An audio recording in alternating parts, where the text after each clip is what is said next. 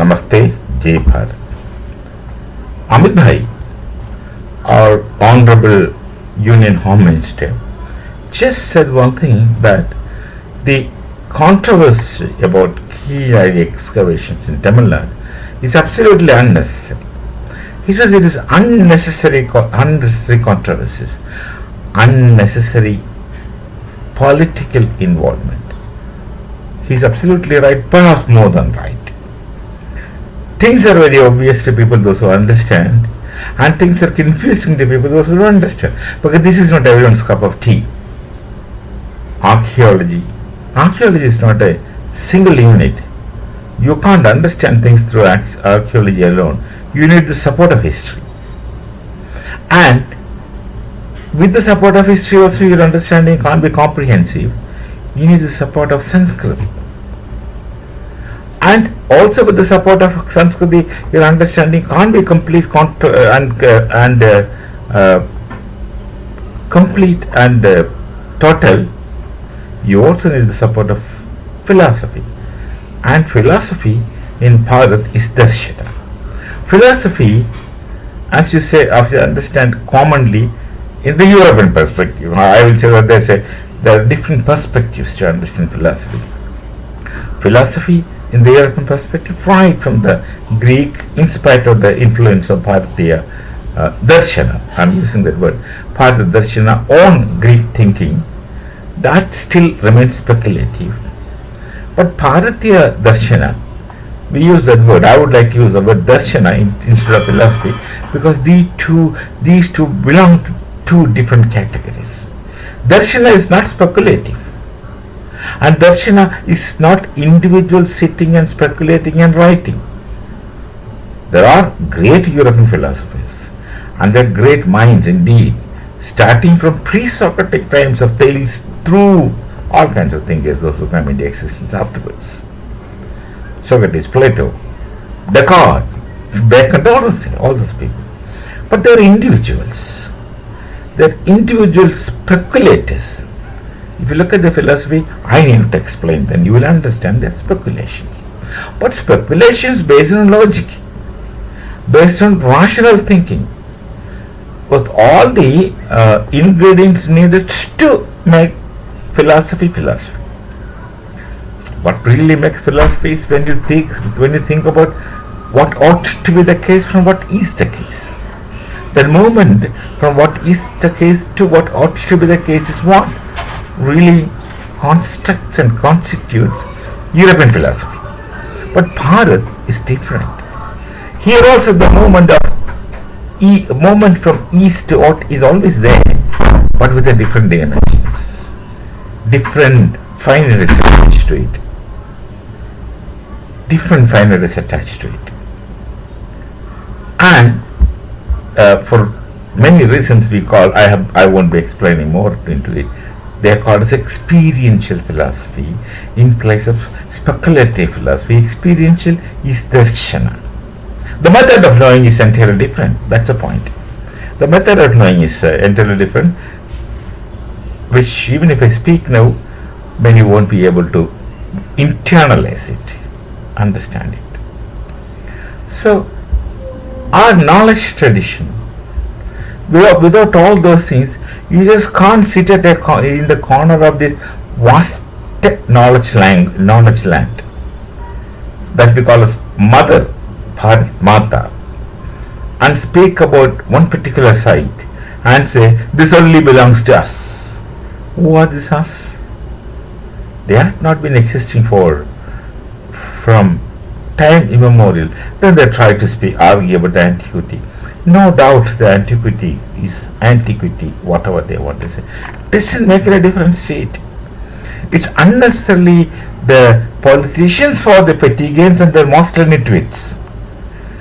For the petty gains, immediate gains, they speak all kinds of things and people get into emotions. So in some societies, people are over emotional, and this emotion can be cached and used to work in the directions as wanted by the speculators, those who are the hegemons, that's a new term, the hegemony creators. Hegemony is intellectual domination. No, intellectual deceptions for social domination. Yes, that's what Gramsci talks about. Antonio Gramsci defines intellectual domination for social domination. Sorry, intellectual deception for social domination. And hegemony has its roots in the concept of ideology originating from Bacon through Machiavelli, Desuterisi, through Marx and all those things. There are sets of thoughts projected to deceive people into believing that what these people say is right for domination. Now, domination can be multiple. It's a kind of intellectual domination too for some purpose. Here, the politicians want to come to power, authority, because they have no other job. If the politicians do not have chairs to sit on, they're jobless. They're jobless, they're incomeless. So, many involved in corruption, making money for their future. So, some society is very emotional, and these emotions are addressed very craftily, and then emotions are aroused, and they will believe in such things and start speaking. This is what I understand when I look at the reactions on a couple of videos I did on this Keezhadi. I was saying that it's a Vedic site. Now you don't say it predates Vedic sites because you do not know exactly about the Vedic sites. They said there is no Saraswati river. Don't believe, because you have been taught like that. Don't believe. But then that's not destroying the reality and the truth of the river Saraswati. The multiple sites on either side of river Saraswati, they prefer to call it as Indus Valley. And some such narrative makers of this particular area, they still speak of Aryan theory, Aryan invasion. They wanted to say that Aryans came from outside. How many times it has been demonstrated?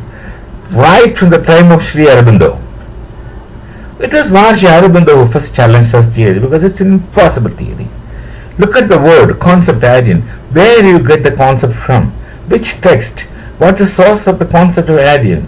You have to go to the Rig Veda to find. The Rig Veda speaks of Aryan. Praja Arya Jyotiragra. Look at that. See, Sanskrit civilization has connotative concepts, quality concepts. In fact, the Bharatiya Sanskrit is full of quality concepts, not the one-to-one correspondence denotative concept. People with given qualities are given a particular name. It's quality-based name, not denotative. And these distinctions have been collapsed completely by this destroyers of knowledge tradition. And the controversy takes up that this is predating this. What of it? What of it? We have been the first people. All right.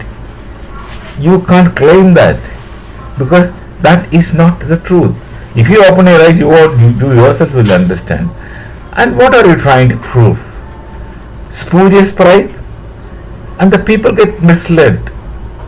And the corollary what I find in this case is the one that I find in Pakistan. Pakistan, the entire society is completely emotional, and their emotions have been cycled and recycled by the administrations. And they have a powerful instrument to get them into emotional. That's the instrument of the religion of Islam. Everyone gets emotional in that. And that emotion has been best used. And like our Major Arya says, they are using religion as an ATM machine. Who? The authorities. Not the common people. The left suffer. There is no love for the people in the They have no concept of nation. They don't belong to a nation. They don't have the concept of nation. They have gone from us and lost everything, whatever they had in the past. The similar situation I see, peripherically at least, in connecting with the Keezhadi excavation. Many wanted to say that this is predating this. So what? You have no authority, in the sense you have no evidence. And some people ask, what is evidence of saying that this is a Vedic site? What else is that? Have you created Rigveda from there? Or Dharmashastras from there? Some Smritis from there? Did you have a knowledge tradition to speak of from there alone? No, they are interconnected. They are interconnected, they have to be interconnected because once people of Mesopotamia, Sumeria, far from places, even South America, could come to our universities and learn, how is Tamil Nadu far from Saraswati Valley? Rather, how is Tamil Nadu far from Gujarat? That's land connected and not very far. How can it be exclusive? Isolated from this 3,700 plus settlements, Vedic settlements spread all over Bharat. There are still many unexcavated Vedic sites. So what our Honorable Home Minister, Union Home Minister Amit Bhai Shah said is absolutely correct. That's a stupid controversy, unnecessary controversy, unwanted controversy, created for petty political gains, and that is suicidal. You are self-stultifying, self-destroying your own real selves. You can't live in isolation because you never had been in isolation. Our Sanskriti had been coexistence, one that of coexistence. You always coexisted, contributing and receiving and contributing, contributing and receiving. This two-way process goes on. Had been going on for tens and tens of thousands of years. So you don't underestimate the Bharatiya Sanskriti as the Europeans underestimated us. They have a right to underestimate us because they don't understand. They don't know. The whole thing is new to them. But not for us. Not for the oldest people of this nation. That is self-stultifying, suicidal. We shall meet again with some other thoughts. Namaste. Jai Bharat, Jai Shri Ram.